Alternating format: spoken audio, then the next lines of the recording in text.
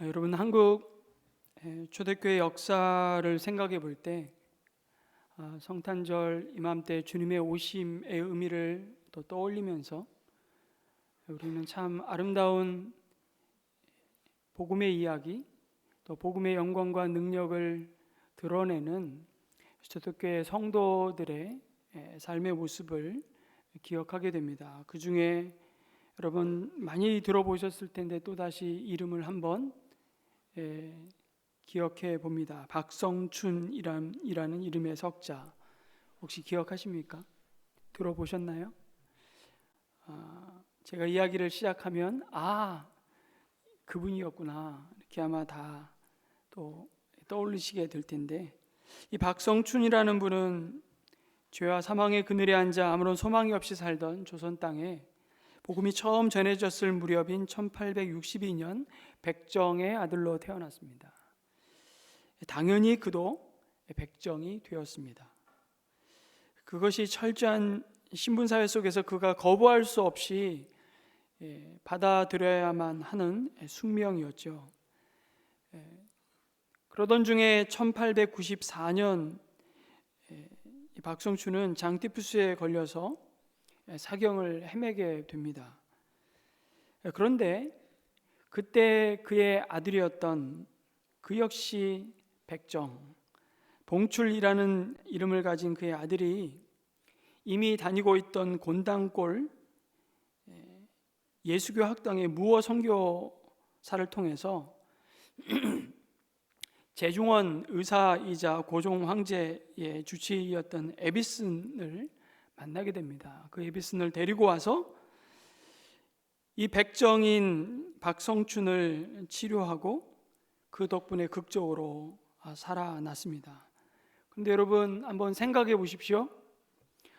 당시 황제의 몸을 만지는 손으로 불가촉 천민으로 취급받던 백정의 몸을 만진다는 것은 여러분 상상할 수 없는 사건이었습니다. 아마 박성춘이 자기를 치료해 준 에비슨 의사가 고종 황제의 주치의였다는 사실을 알았다면 아마 그는 굉장히 두려웠을 겁니다. 내가 이러다 맞아 죽지. 뿐만 아니라 에비슨도 굉장히 위험한 선택을 한 것입니다. 아마 에비슨이 그것을 알았을 겁니다. 이 신분의 사람을 내가 왕을 치료하며 만나고 그의 집을 찾아가고 그의 몸에 손을 대고 이것이 가져올 파장이 얼마나 작지 않을 것이라는 것을 짐작했겠죠. 그럼에도 에비슨은 조금 더 주저함 없이 이 백정 박성춘을 치료합니다. 그것을 계기로 그는 무어 선교사가 섬기는 곤당골 교회에 출석하게 되죠. 그리고 조선에서 최초의 백정 그리스도인이 됩니다. 그러나 문제는 여기서부터 시작입니다. 교회가 난리가 난 것이죠. 오히려 교회가 큰 소동이 일어났습니다. 곤당골 교회를 다니던 양반 교인들이 우리는 백정과 함께 예배를 드릴 수 없다고 말하면서 박성춘을 다른 곳으로 보내라고 선교사에게 요구하였던 겁니다. 하지만 무어 선교사는 그리스도 안에서 모든 사람은 형제요 자매이며 차별이 있을 수 없다고, 그것이 저와 여러분이 받은 예수 그리스도의 피로 하나 되게 하신 복음이라고, 복음의 영광이요 능력이라고 선포하면서 그 양반들의 요구를 받아들이지 않았습니다. 어떻게 됐을까요? 순순히 양반들이 그러면 할 수 없지 그러고 그냥 체념했을까요?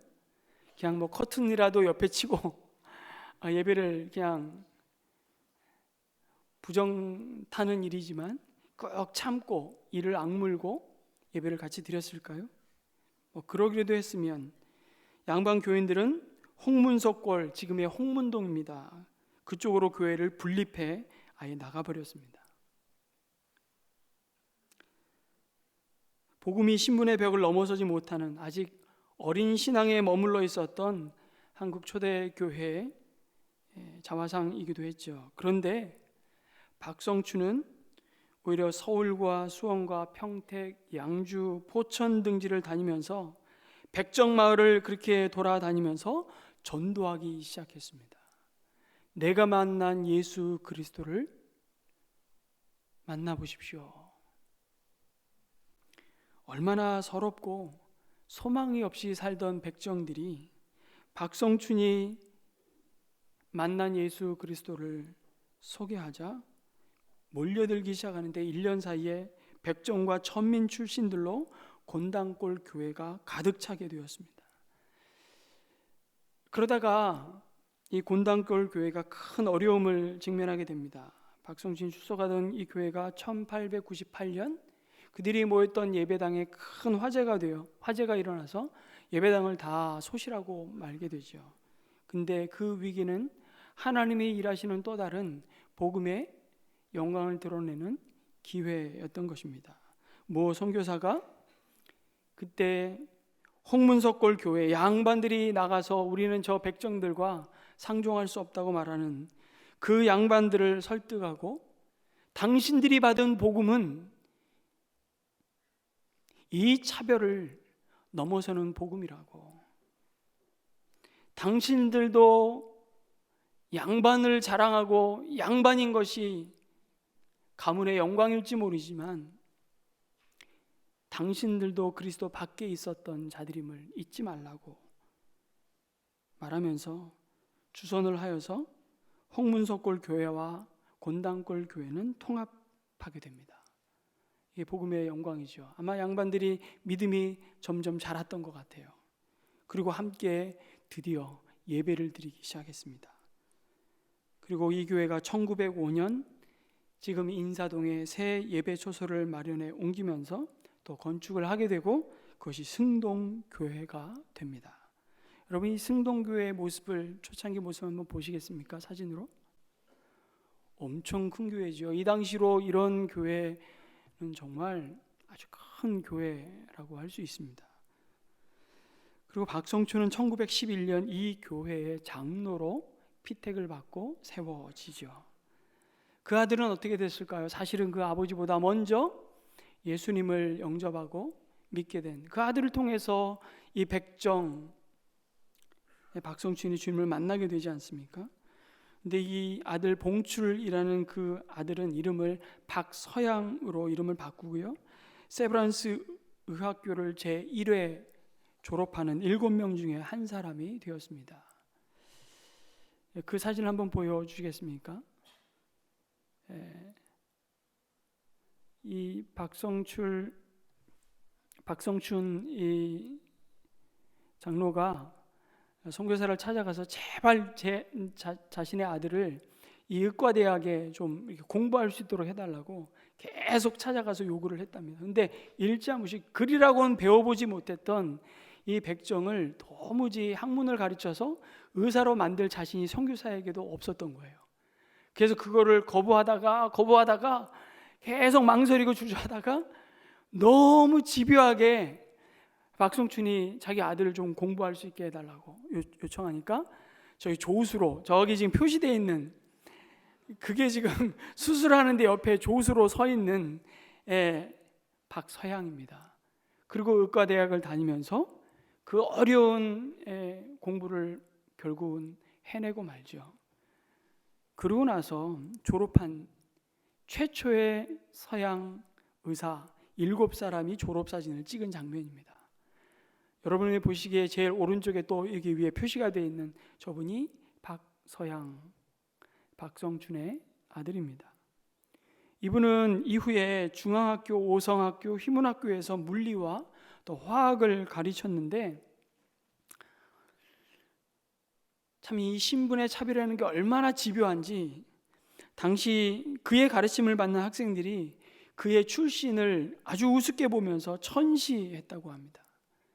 그럴 때 이 박서양이 아주 놀라운 한마디를 했다는 일화로 유명하죠. 이렇게 말하는 겁니다. 그 학생들에게 내 속에 있는 500년 묵은 백정의 피를 보지 말고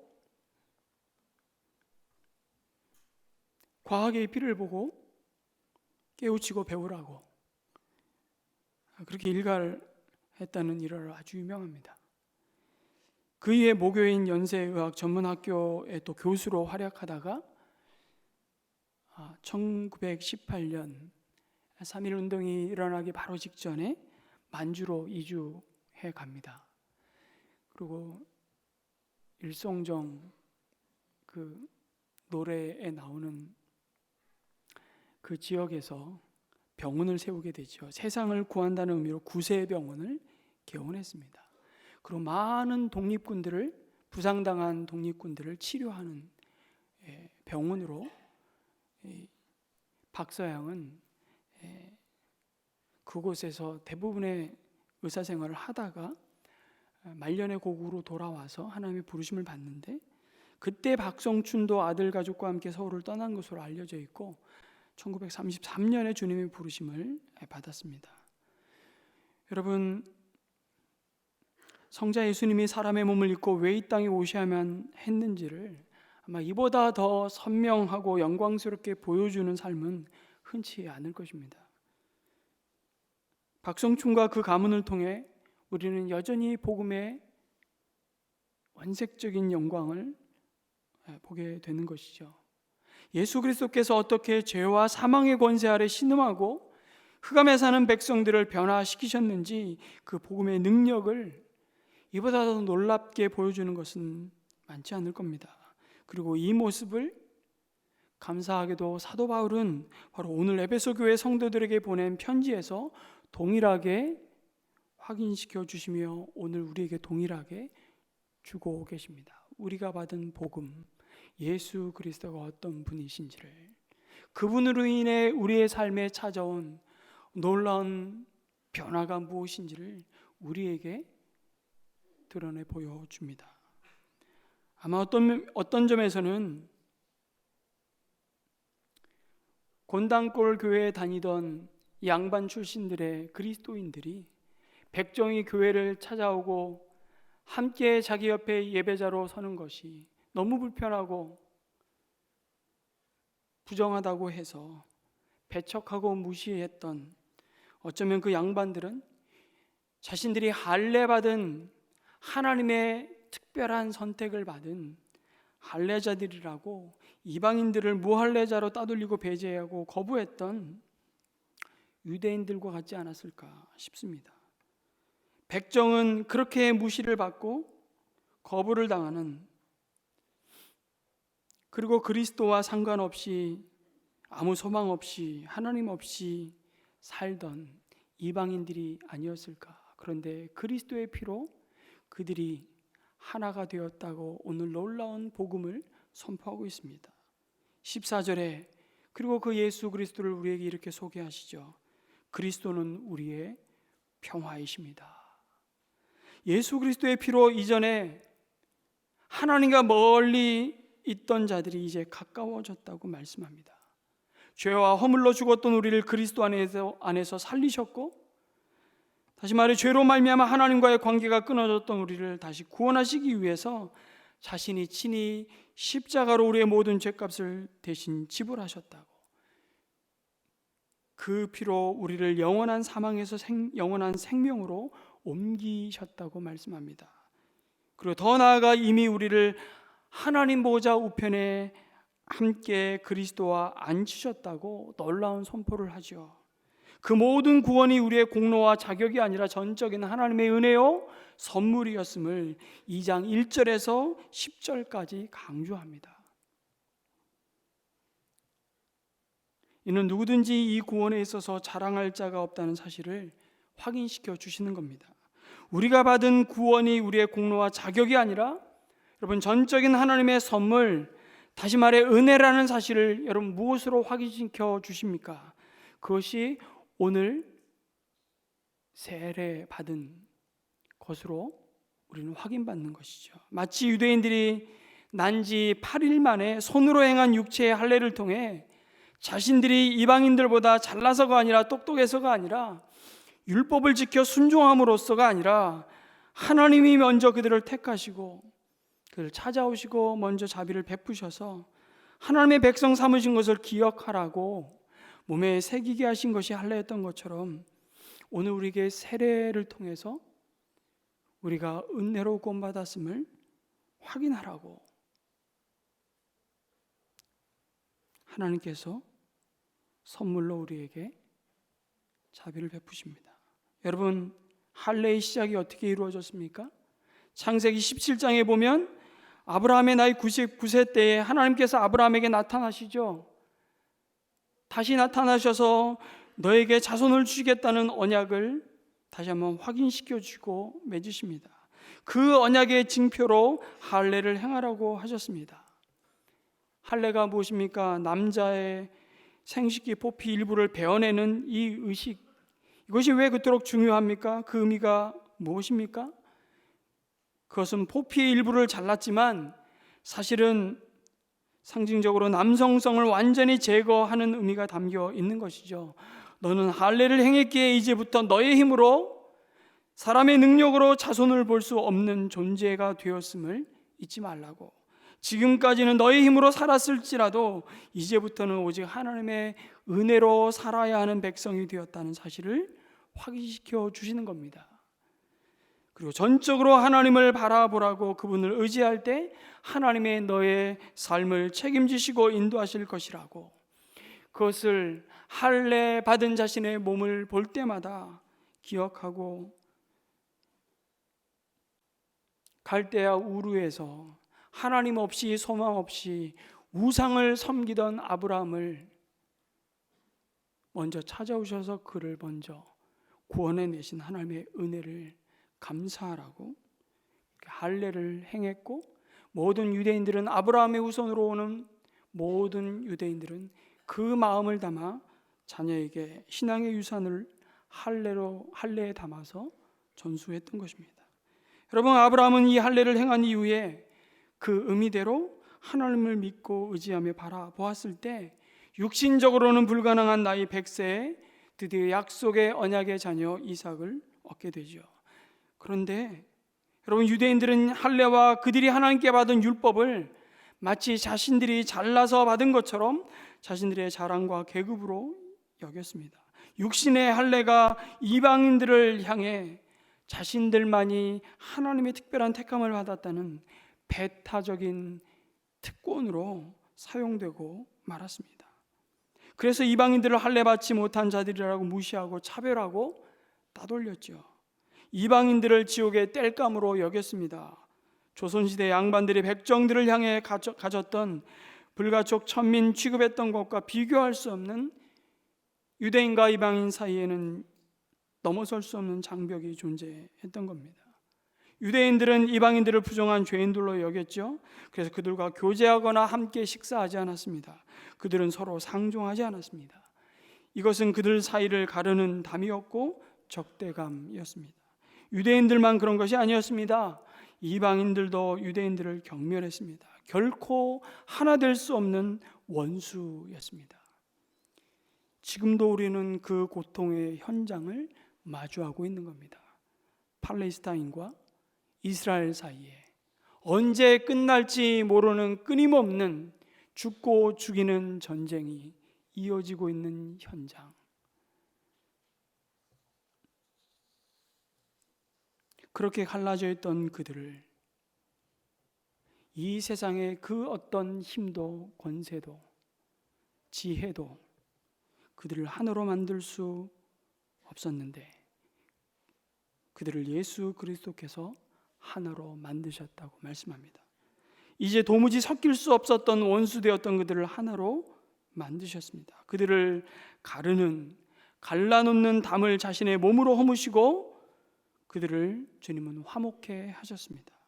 예수 그리스도는 우리의 평화이십니다. 믿으십니까? 이 말을 더 정확히 직역하자면 강조형입니다.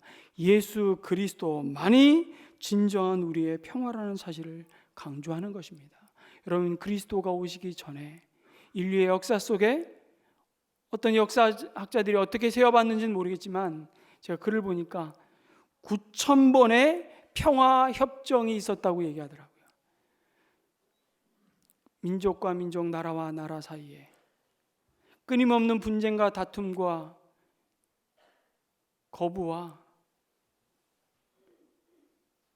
전쟁을 끝내고 우리 평화롭게 살자고 끊임없이 협정을 맺었지만 그 모든 협정들은 실패하고 맙니다. 그리스도가 오신 이후에도 오늘 이 시대까지 좋기 만여 번의 평화 협정이 있었다고 합니다. 그러나 그 어떤 평화도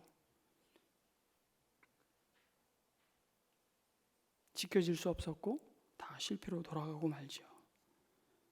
양쪽으로 갈라져 있는 것을 하나로 만드신 것이 예수 그리스도 오심의 목적이었고, 예수 그리스도가 아니고서는 이 땅에 참된 평화가 이루어질 수 없다는 사실을 오늘 우리에게 말씀해 주십니다. 그 평화의 원천은 오직 그리스도이시라고. 이것이 예수님이 이 땅에 오심을 기억하고 기념하는 성탄절의 메시지입니다. 그러면 우리가 던져야 할 질문과 대답은 도대체 무엇입니까? 그리스도는 우리의 평화이십니다. 그래서 어쩌란 말인가요? 그 질문을 우리는 던져야 되고, 그 질문 앞에 우리는 이렇게 대답해야 하는 것이죠. 이제 예수님이 오셔서 이루신 그 놀라운 삶이 모든 다툼과 분열과 시기와 거부와 멸시를 끝내고 그 가운데 하나 되게 하신 화평의 삶이 이제 곧 그리스도의 피로 하나님과 화목해 된 그 은혜를 입은 자의 삶이라고 말씀하시는 겁니다. 예수님이 이 땅에 오셔서 십자가를 지심은 영원하고 단번에 죄 사함의 은혜 구속을 이루신 역사를 넘어서 더 나아가 원수되었던 자들, 심지어 화해를 완강하게 거부하는 그 원수들조차 서로 용납하고 포용하며 사랑하게 하는 능력이라고 말씀하십니다. 이것이 우리가 성탄절에 확인하고 붙들어야 할 기쁜 소식, 그 복음입니다. 가르는 담을, 막힌 담을 자기의 몸으로 허무셨던 평화의 왕으로 오신 예수 그리스도 안에서 우리 또한 모든 차별과 다툼과 가르는 담을 허물고 화목케 하는 자로 부름받았음을 기억하라고 말씀하십니다. 그런데 참 안타깝게도 그리스도의 피로 하나 된 에베소 교회 성도들이 그리스도 안에서 새롭게 지어진 피조물이 되었음에도 여전히 첫째 아담 아래 있었던 자들처럼 서로를 인종으로, 종과 자유인이라는 신분으로, 부자와 가난한 자로, 배운 자와 못 배운 자로, 남자와 여자로 담을 세우고 차별과 분열과 다툼 가운데 있다면 그것은 복음을, 너희가 받은 복음의 반쪽을 잃어버린, 아니 그 복음을 값싼 것으로 여기는, 진짜 너희가 그리스도는 우리의 화평이시라고 고백하는 그 복음이 담고 있는 그 고백을 너희가 믿음으로 받았는지를 다시 한번 확인해 보라고 도전하고 있는 것이죠. 그래서 바울은 로마서 10장 12절에서 13절에 이미 이렇게 말씀해 주십니다. 같이 한번 읽을까요? 시작. 유대 사람이나 그리스 사람이나 차별이 없습니다. 그는 모든 사람에게 똑같이 주님이 되어 주시고 그를 부르는 모든 사람에게 풍성한 은혜를 내려 주십니다. 그리고 갈라디아서 3장 28절에도 같은 내용을 선포합니다. 유대 사람도 그리스 사람도 없으며 종도 자유인도 없으며 남자와 여자가 없습니다. 여러분 모두가 그리스도 예수 안에서 하나이기 때문입니다. 이 말씀 앞에 So what? 그럼 어떻게 하라는 것인가요? 이제 그리스도가 우리의 화평이심을 믿고 선포하는 너희들의 이어지는 삶은 편을 가르는 자에서 화평케 하는 자로 살도록 부름받았음을 잊지 말라고, 기억하라고 말씀하십니다. 갈라디아서 5장 6절에 보면 이렇게 사도 바울은 선언하지요. 그리스도 예수 안에서는 할례를 받거나 안 받는 것이 문제가 되는 것이 아닙니다. 가장 중요한 것은 믿음이 사랑을 통하여 일하는 것입니다. 여러분 이 말씀은 이방인들을 할례 받지 못한 자들이라고 경멸하며 차별하는 유대인들에게는 정말 돌직구를 날리는 말씀입니다. 지금 저에게 와서 당신 목사 안수 받은 거 그 아무것도 아니야, 아무 소용 없다, 그런 얘기하는 것과 마찬가지일 겁니다. 그들에게는. 오늘 세례받은 분들을 향해서 누군가 와가지고 야, 너희들 세례받은 거가 아무 소용없는 거야. 단 조건이 하나 붙죠. 너희가 서로 하나가 되지 않는다면, 그런 얘기하는 거나 마찬가지입니다. 머리에 물 몇 방울 뿌리거나 무슨 물에 잠깐 빠졌다가 나오는 게 무슨 대단한 거냐?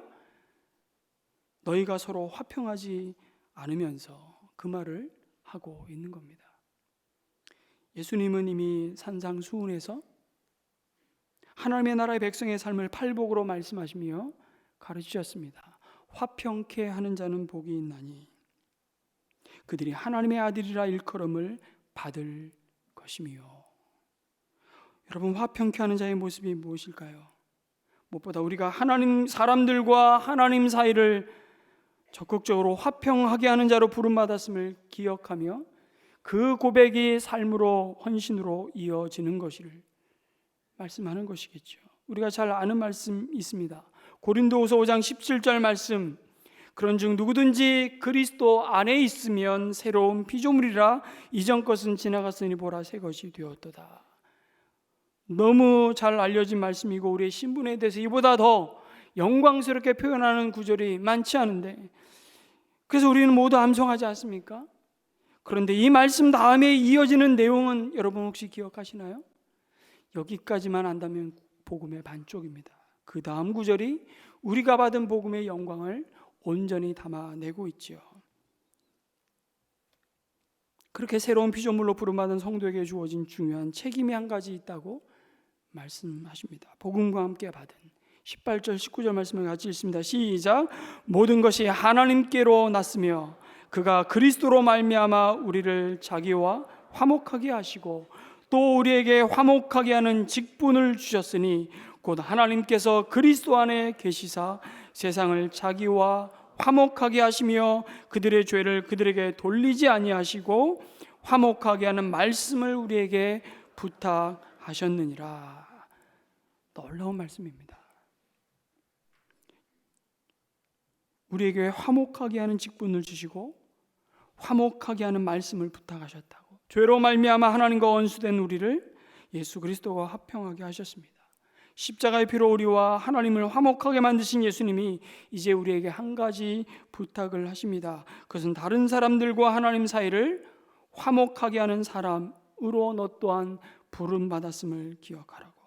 그저 사람들이 멸망으로 달려가는 것을 가만히 지켜보는 것이 아니라 우리의 부르심 가운데 적극적으로 나서서 그들이 하나님과 화목하도록 다리 놓는 자로 우리를 부르셨다는 사실, 그들을 바라보며 하나님의 시선으로, 하나님이 주목하시는 그들을 바라보며 아무리 착하게 살아도, 떵떵거리고 살아도, 직장이 번듯해도, 이 땅에서의 삶이 평탄하더라도 그 인생 가운데 하나님이 없다면 그 마지막이 멸망이기에 주님은 하나님과 화목하고 하나님의 평화를 경험한 우리에게 이 화목의 메시지를 전할 책임을 부탁하시는 것입니다. 그래서 고린도후서 5장 20절 그 다음 절은 사도 바울이 그리스도인들인 우리를 향해서 이렇게 선포하죠. 너희는 그리스도의 사신들이라고, 그리스도의 대사라고 말합니다. 우리가 만나는 사람마다, 우리가 가는 곳마다, 우리가 부딪히는 모든 사람들에게 전해야 할 메시지는 하나밖에 없다고. 하나님과 화목하십시오. 제발 하나님 앞에 돌아오십시오. 세상은 바로 이 복음을 통해서만 진정한 평화를 경험하게 되기 때문이죠. 박스 로마의 황제가 그 힘으로, 그 권력으로, 그 군사력으로, 경제력으로 그 평화를 지켜보려 했으나 그는 진정한 평화가 아니었음을 확인시켜 줄 뿐이었습니다. 그러려면 우리 자신이 먼저 다른 사람과의 화평케 하는 삶을 살고 보여주어야 한다고 말씀합니다. 어떻게 다른 사람과 화평하지 못한 사람이 화평의 사신이 될 수 있겠습니까? 그 얘기를 하는 거죠. 주님은 이 사실을 산상수훈에서 이렇게 강조하십니다. 마태복음 5장 23절 24절 같이 한번 또 읽겠습니다. 시작. 그러므로 예물을 제단에 드리려다가 거기서 내 형제에게 원망 들을 만한 일이 있는 것이 생각나거든 예물을 제단 앞에 두고 먼저 가서 형제와 화목하고 그 후에 와서 예물을 드리라 말씀하시오. 여러분, 예배가 얼마나 중요합니까? 그러나 예수님은 우리가 예배 드리기 전에 해결해야 할 더 중요한 일이 있다고 말씀하십니다. 그것은 다름이 아니라 나와 다른 사람의 화평이지요. 예배를 드리다가 다른 사람과 화평하지 못한 것이 생각나거든 예배를 중단하고 가라는 말씀이 아니라, 예배를 드리러 나오기 전에 먼저 누군가와의 틀어진, 무너진, 여전히 쌓아놓고 있는 갈라서는 그 담을 허물고 그 사이를 하나로 묶고 공동체 안에서 화평하게 한 다음에 하나님께 예배를 드리라는 말씀입니다. 그럴 때 하나님은 그 예배를 기뻐하시는 사한 제물로 받으시겠다고. 그래서 히브리서 12장 14절에 구원의 은혜를 받은 그리스도인들이 마땅히 들어야 할 삶의 헌신이 바로 모든 사람과 더불어 화평함과 거룩함을 따르라. 이것이 없이는 아무도 주를 보지 못하리라는 말씀입니다. 여러분, 주 4세기에 지금 에베소 교회 편지를 받고 있는 에베소가 위치한 소아시아에 살았던 텔레마쿠스라는 수도사가 있습니다. 이 텔레마쿠스라는 수도사는 교회사에 있어서 정말 꼭 주목하게 되는 인물입니다. 많은 사람을 옳은 길로 돌아오게 한 자는 하늘의 별과 같이 빛날 것이라는 다니엘서의 말씀처럼 이 텔레마쿠스는 복음의 영광스러운 흔적을 간직한 자였습니다. 30세까지는 개망난이처럼 살다가 어느 날 주님을 깊이 만나고 그 남은 생애를 주님께 헌신하여 드리며 광야의 수도사가 되었습니다. 그런데 어느 날 그가 기도하는 가운데 아주 강력한 성령님의 음성을 듣습니다.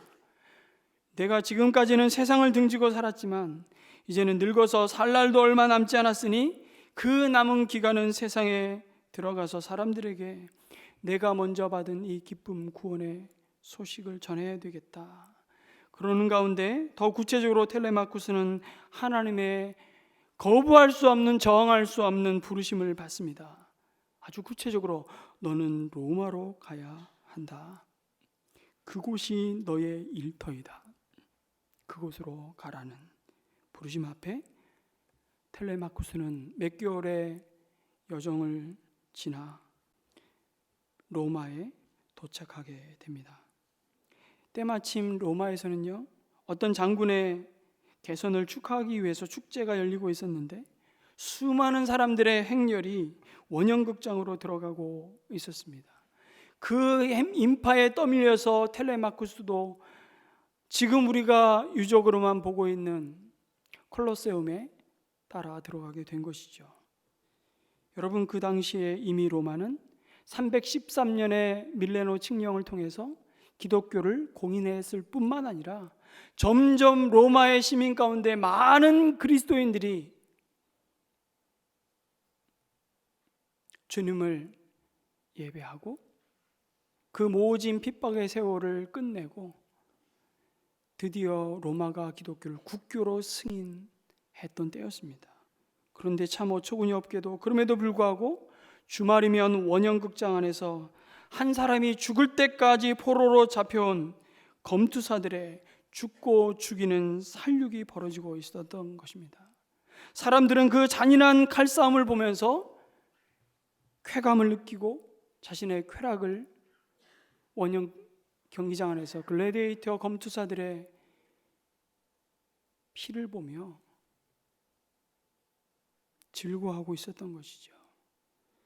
텔레마쿠스도 사람들 틈머거니에 쌓여서 원형극장 안으로 들어갔는데 드디어 빵빠르가 울려 퍼졌고 2명의 검투사가 경기장 안으로 들어왔습니다. 그들은 황제 앞에서 인사를 했고 죽기까지 싸우겠다고 맹세했습니다. 그런 다음 그들은 서서히 경기장 중앙으로 걸어가기 시작한 것입니다. 텔레마쿠스가 그 모습을 보면서 성령의 강한 도전을 받습니다. 이것은 분명히 잘못된 일이다. 아마 그 많은 콜로세움의 구경꾼들 가운데 많은 사람은 그리스도인이었을 겁니다. 텔레마쿠스가 이것을 막으라고 하나님께서 나를 로마로 보내셨구나. 그리고는 군중 속을 헤치고 경기장 안으로 뛰어들어가 온 힘을 다하여 큰 소리로 외쳤습니다. 예수 그리스도의 이름으로 명하노니 그 싸움을 즉시 멈추라. 처음에 사람들은 그것이 쇼인 줄 알고 그저 웃기만 했습니다. 검투사 경기를 준비한 측에서 늙은 수도사의 복장을 하고 어릿광대를 집어넣어 경기를 흥겹게 재밌게 해주는 것으로 생각했던 것이죠. 그러나 가만히 보니까 그것은 쇼가 아니었음을 곧 알게 되었습니다. 그는 두 검투사 사이에 들어가서 아주 결사적으로 그 싸움을 막아섰습니다. 마침내 사람들의 입에서 야유가 터져나오기 시작했습니다. 그럼에도 불구하고 그는 더 큰 소리로 외쳤죠. 예수 그리스도의 이름으로 명하노니 싸움을 멈추라. 급기야 경기를 진행시켰던 지휘관이 검투사 가운데 한 사람에게 그를 먼저 죽이라고 손짓을 했습니다. 아시죠? 번쩍이는 칼과 함께 텔레마쿠스는 피를 흘리면서 그 자리에 쓰러졌습니다. 그러나 그는 자신의 숨이 멈추기까지 계속해서 외쳤습니다. 예수 그리스도의 이름으로 명하노니 그 싸움을 멈추라. 그리스도는 우리의 화평이신지라. 그 순간 주변은 갑자기 숙연해졌고 황제는 그 자리에서 조용히 일어나 말없이 경기장 콜로세움 밖으로 퇴장해 버리고 맙니다. 그의 뒤를 따라서 다른 사람들도 한 사람 두 사람씩 그 자리를 떠났습니다. 나중에는 두 검투사도 고개를 푹 숙인 채 퇴장했습니다. 주 391년에 있었던 사건이었습니다. 이 사건을 계기로 로마에서는 더 이상 검투사들의 경기가 열리지 않았습니다. 그것이 마지막 사람이 사람을 죽이며 그것으로 인해 쾌락을 누리는 그 모든 잔인한 시대는 끝을 내렸던 것이죠. 그리스도는 우리의 평화이십니다. 이 텔레마쿠스의 외침과 그 외침과 고백이 고백으로 끝나지 않고 삶으로, 그리고 그 삶이 희생적인 죽음으로 이어진 그 순종을 통해 잔인한 경기를 마침내 로마에서 종식시켰던 것입니다. 우리의 삶이, 여러분, 우리의 메시지를 뒷받침하지 못한다면 우리의 메시지는 설득력을 잃어버릴 수밖에 없죠. 주님은 화평을 사랑하는 자는 복이 있다고 말씀하지 않았습니다. 화평을 소원하는 자는 복이 있다고도 말씀하지 않았습니다. 주님은 화평케 하는 자가 복이 있다고 말씀하십니다. 평화를 만드는 그 사람들에게 복이 있다고. 이것은 우리에게 보다 더 적극적인 책임과 헌신과 결단을 요구하는 것이죠. 우리가 평화를 만드는 사람이 된다는 것은 적당히 이 사람과 저 사람의 의견을 중화시켜서 타협하는 그 절충과 중재에 능한 사람이 된다는 것을 의미하지 않습니다. 주님은 결코 불의 위에 세워진 평화를 원하시지 않기 때문입니다. 그래서 화평케 하는 것은 그 불의와 거짓과 악과 타협하지 않고 어쩌면 그것에 대해 맞서 싸우는 거룩한 용기일 것입니다. 동시에 불의와 그 거짓과 끊임없이 막이는 분열과 다툼과 시기와 분냄과 전쟁으로 갈라서게 만드는 그 악이 가져온 필연적인 고통을 회피하며 누군가에게 책임을 떠넘기는 자가 아니라 오히려 그 고통을 함께 아파하며 그 가운데 고통을 함께 짊어지는 자가 바로 화평케 하는 자라고 말씀하시는 것이죠. 그렇게 말씀하시며 주님이 먼저 그 길을 앞서 걸어가셨다고 증거합니다. 그리고 이제 우리에게 말씀하십니다. 너희는 나를 따르지 않겠냐?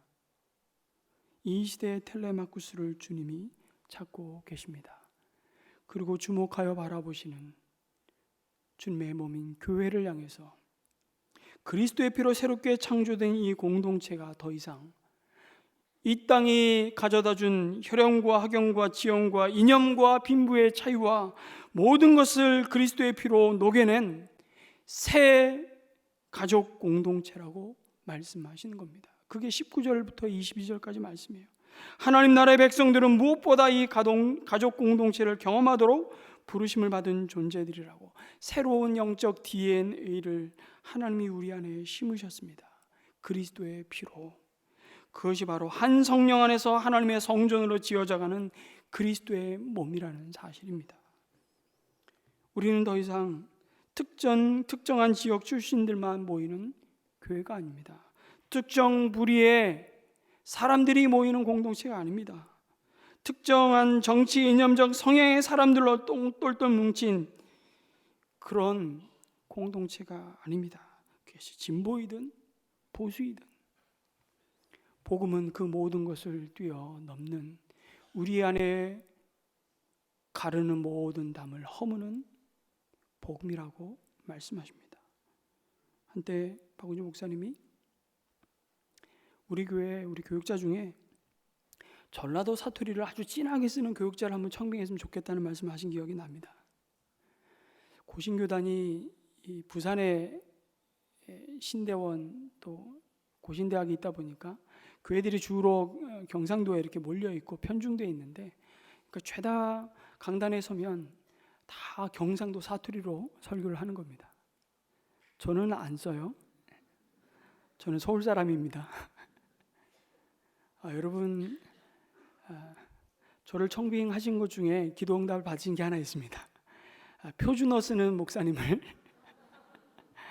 표준어 맞나요? 네, 제 아내가 그러더라고요. 당신도 흥분하면 강원도 사투리에.